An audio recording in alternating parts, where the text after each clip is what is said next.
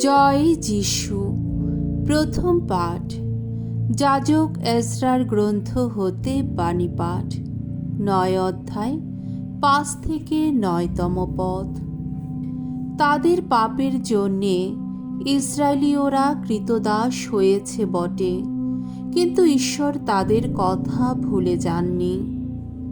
সান্ধ্য নৈবেদ্য উৎসর্গের সময়ে আমি এজরা মনের ওই এত গ্লানি কাটিয়ে উঠে আমার সেই ছিঁড়ে দেওয়া পোশাক ও চাদর পরেই নতজানু হলাম এবং আমার ঈশ্বর ভগবানের দিকে দুহাত বাড়িয়ে আমি বলে উঠলাম, হে ঈশ্বর আমার, তোমার দিকে মুখ তুলে চাইতেও এখন আমার লজ্জা করে, সংকোচ হয়। ওগো ঈশ্বর, আমাদের দোষ অন্যায় আজ বাড়তে বাড়তে আমাদের মাথাও ছাপিয়ে গেছে। আমাদের অপরাধ যেন আকাশেই গিয়ে ঠেকেছে।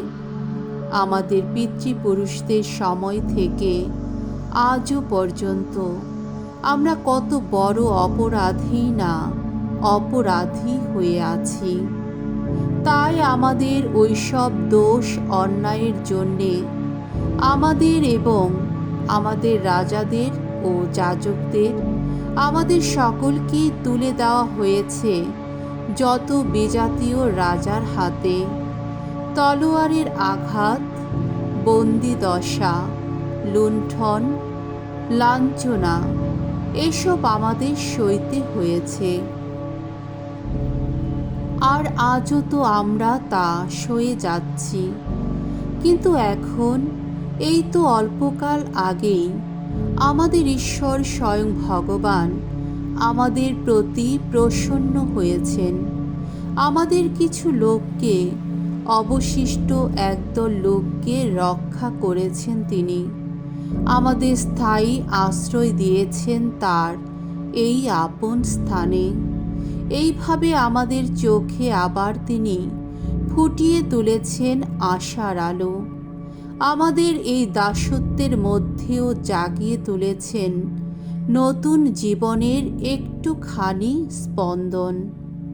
আমরা দাসত্ব ভোগ করছি বটে, কিন্তু আমাদের ঈশ্বর এই দাসত্বের মধ্যে আমাদের একা ফেলে রাখেননি, বরং আমাদের প্রতি পারস্য রাজদের আনুকূল্য জাগিয়ে তুলেছেন, যাতে তারা আমাদের নতুন জীবনের পথ খুলেই দেন।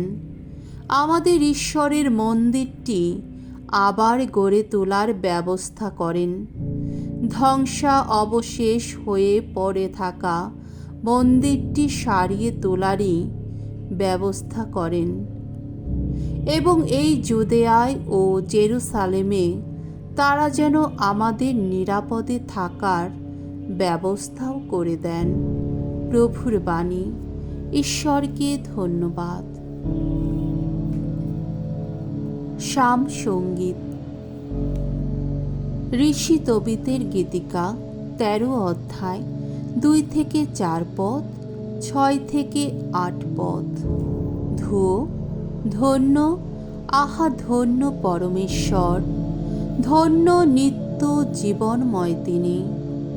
ধন্য ধন্য চিরজীবী ঈশ্বর, ধন্য ধন্য তার রাজত্ব। তিনি শাস্তি ও দেন, দয়াও করেন। মানুষকে তিনি পৃথিবীর অন্তরতম দেশ পর্যন্ত, অধোলোক পর্যন্তই নামিয়ে নিয়ে যান। আবার মহা বিলুপ্তির হাত থেকে রক্ষা করে তাকে তুলেও আনেন তিনি। তার হাত এড়িয়ে যাবার সাধ্য কারও নেই। তার দৃষ্টিতে সত্য যে নীতি, তাই পালন করে তোমরা যদি সম্পূর্ণ আন্তরিকভাবে মনে প্রাণেই তার কাছে ফিরে আসো, তাহলে তিনিও তোমাদের কাছে ফিরেই আসবেন। নিজের শ্রীমুখ আর আড়াল করে রাখবেন না। ভেবে দেখো একবার, তোমাদের ভালোর জন্যে কত কিছুই না করেছেন তিনি।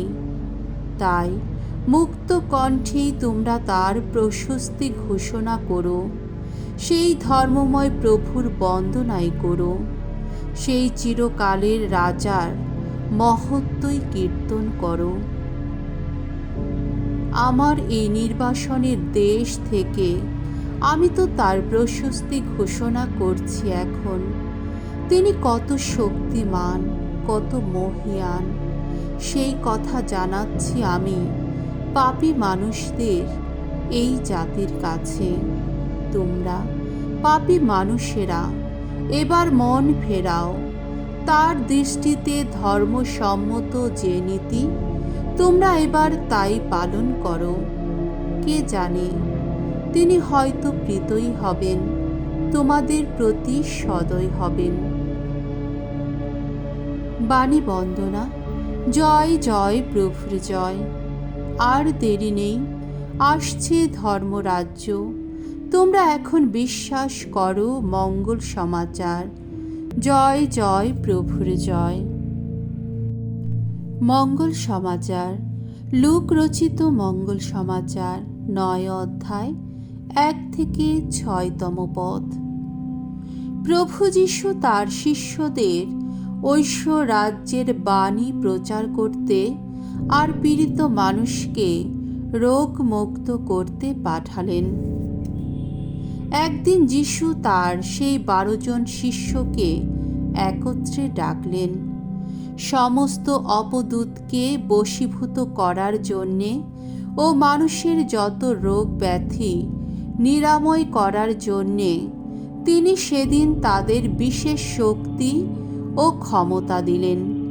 তারপর তিনি তাদের ঐশ্ব রাজ্যের বাণী প্রচার করতে ও পীড়িত মানুষকে রোগমুক্ত করতে পাঠিয়ে দিলেন।